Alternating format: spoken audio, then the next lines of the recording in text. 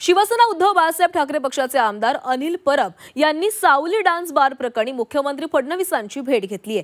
गृहराज्यमंत्री योगेश कदमांविरोधातील सर्व पुरावे फडणवीसांना दिल्याचं परब यांनी सांगितलेलं आहे। फडणवीसांनी योगेश कदमांचा राजीनामा घ्यावा अशी मागणीही परब यांच्याकडून करण्यात आली आहे। तर योगेश कदमांनी अनिल परबांचे सर्व आरोप फेटाळून लावले।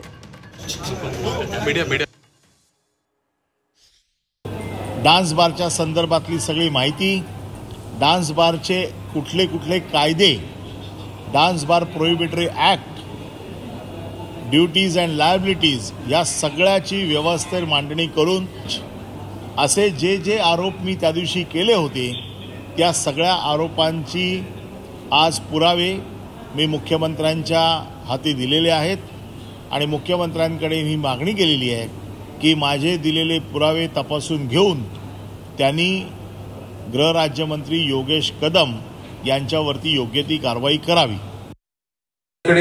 त्यांनी जे काही कागदपत्र दिले आहेत, मला वाटतं खोटे आरोप करून मला बदनाम करण्याचा जो काही त्यांचा प्रयत्न चाललेला आहे त्याची दुसरी बाजू ही माननीय मुख्यमंत्री महोदयांकडे नक्कीच मी देखील माझी बाजू मी सांगेन।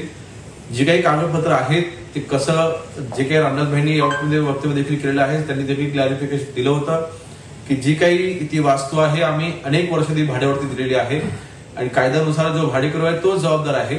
त्याची जी काही कागदपत्र आहे ती देखील माननीय मुख्यमंत्री महोदयांकडे आम्ही देऊ।